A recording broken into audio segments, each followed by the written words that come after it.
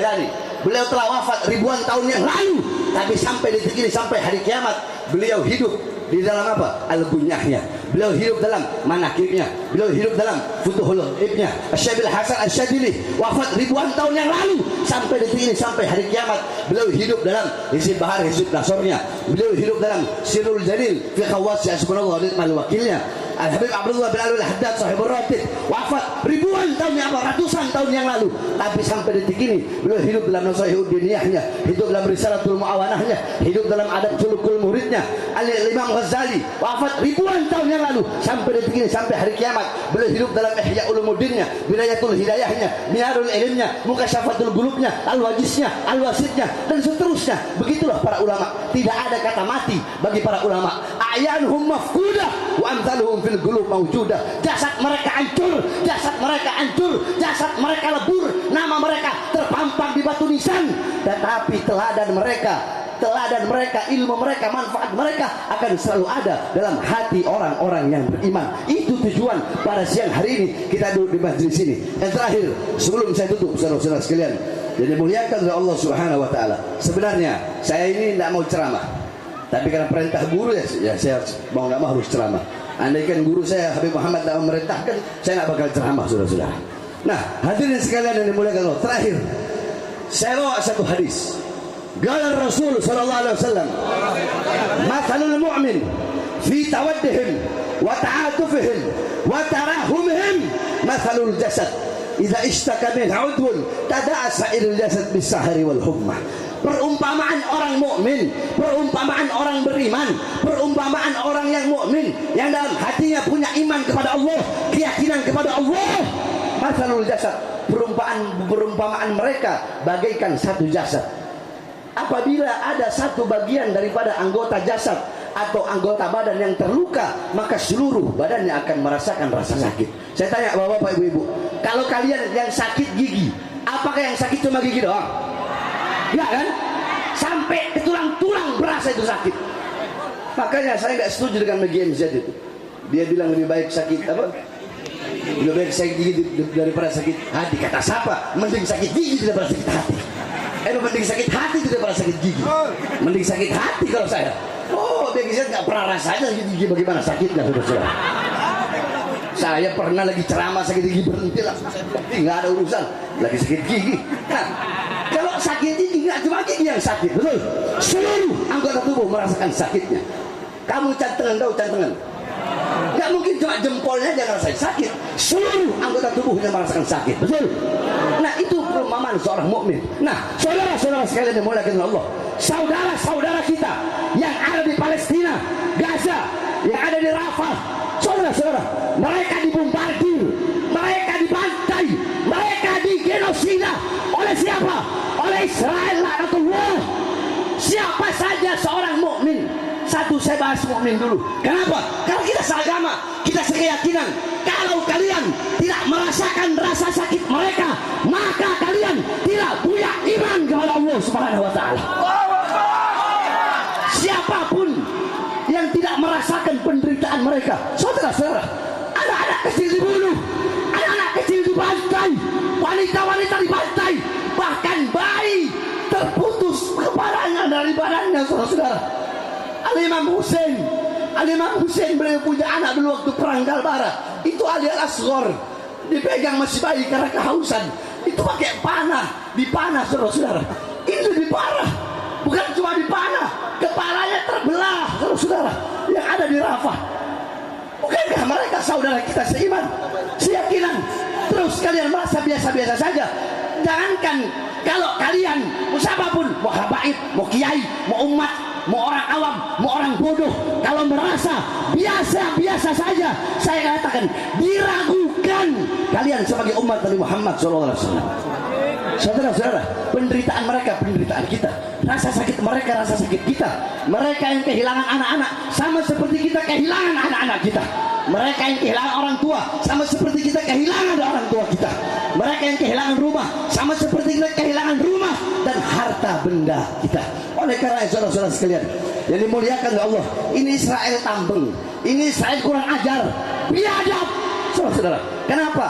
Karena semua negara-negara sekarang telah memberikan peringatan, tetap namanya Israel ini dia tetap bombardir, dia tetap bantai. Saudara-saudara, sebenarnya tidak butuh untuk menjadi orang seakidah atau sekeyakinan sebagaimana hadis yang saya bawa tadi. Tidak butuh jadi mukmin, tidak butuh jadi Islam untuk membela rakyat Palestina. Tidak butuh jadi orang Kristen untuk membela rakyat Palestina. Tidak butuh jadi orang Buddha, agama Buddha, atau beragama Katolik, atau beragama Hindu, atau bahkan tidak butuh orang yang beragama Yahudi untuk membela rakyat Palestina. Bukankah kalian negara-negara Barat, Amerika, Perancis yang berada di belakang Israel, bukankah kalian yang selalu mengedepankan demokrasi, mengedepankan HAM, hak asasi manusia, tetapi kalian melihat sekutu kalian melanggar kemanusiaan dengan pandangan yang nyata, tetapi kenapa malah dibiarkan? Oleh karenanya pada saat hari ini kita masyarakat rakyat Indonesia, kita minta kepada pemerintah Indonesia untuk bertindak tegas. Betul? Betul. Putuskan hubungan bilateral, putuskan hubungan apapun dengan Israel dan negara-negara yang ikut membantu Israel, negara-negara sekutu Israel. Putuskan hubungan, termasuk Amerika Serikat. Betul? Betul. Selama azan belum berkumandang di Masjid Al-Aqsa, selama umat Islam masih dibantai di Palestina, Gaza ataupun Rafah, maka selama itu tidak boleh bendera Israel, bendera Amerika berkibar di tanah yang kita cintai, yaitu negara kesatuan Republik Indonesia. Gak boleh, betul? Bendera Amerika tidak boleh berkibar, betul? Bendera Israel tidak boleh berkibar, betul? Bendera negara-negara yang mendukung Israel tidak boleh berkibar di tanah Indonesia selama warga dan masyarakat Palestina masih terus dibantai oleh laknatullah Israel, betul? Oleh karena kita doakan mudah-mudahan Allah berikan rakyat Palestina kesabaran. Allah hancurkan Israel, laknatullah. Allah hancurkan Amerika. Allah hancurkan negara-negara sekutu-sekutu Israel.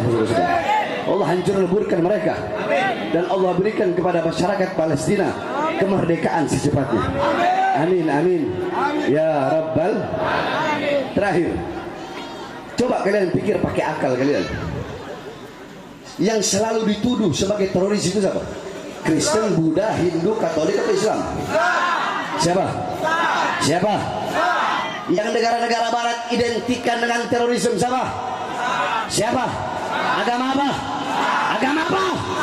Mereka selalu bilang Islam teroris.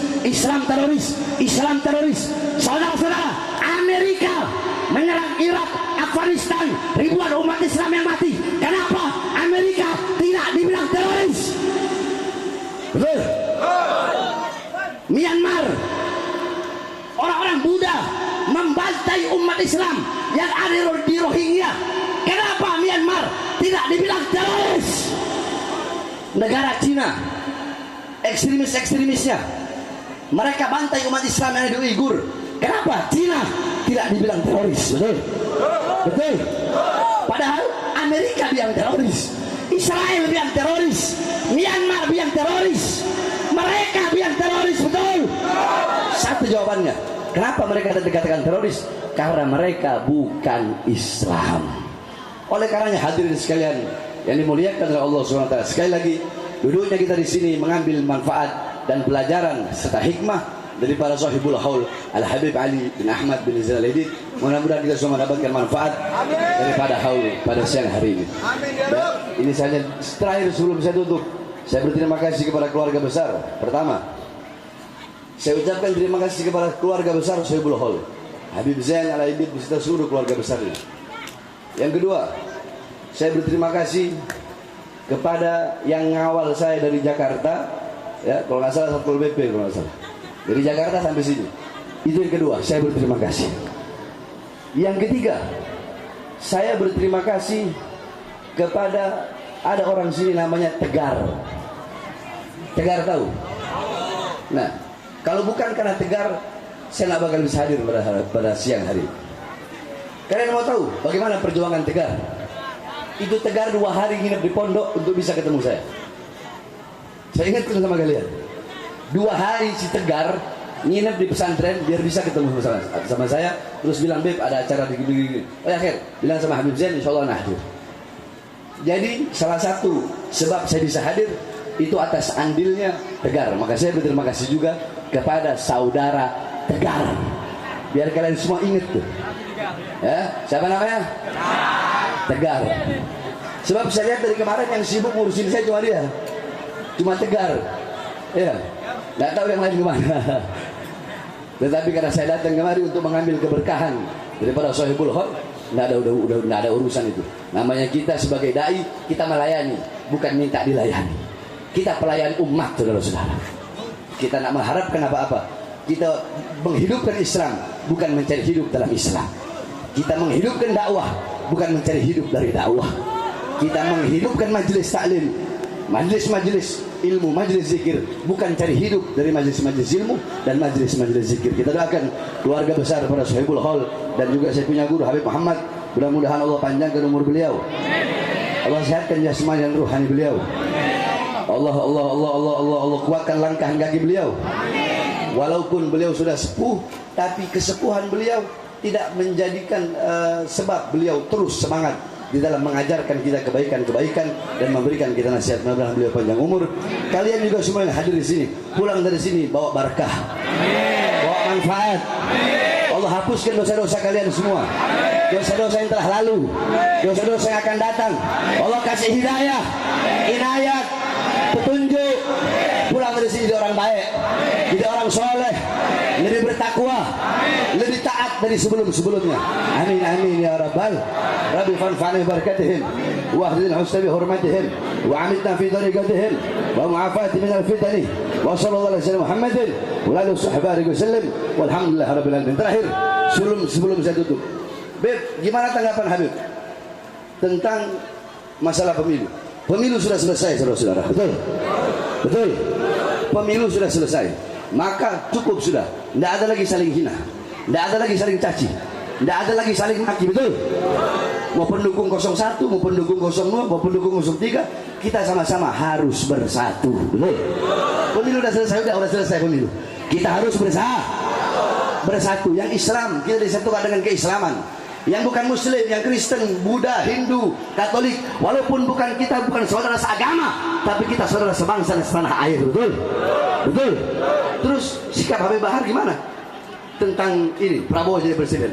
Bahar bin Smith, udah saya bilang, Bahar bin Smith oposisi sampai mati. Siapapun presidennya, kalau dia merugikan rakyat, kalau dia membuat kebijakan yang membuat rakyat sengsara, yang membuat rakyat menderita, siapapun presidennya akan saya lawan sampai titik darah penghabisan. Allahu Akbar. Masyarakat Pulau Panggang siap lawan kezaliman, siap lawan kejahatan, siap lawan kemungkaran, siap lawan kesewenang-wenangan pejabat, siap lawan kezaliman pejabat. Allahu Akbar.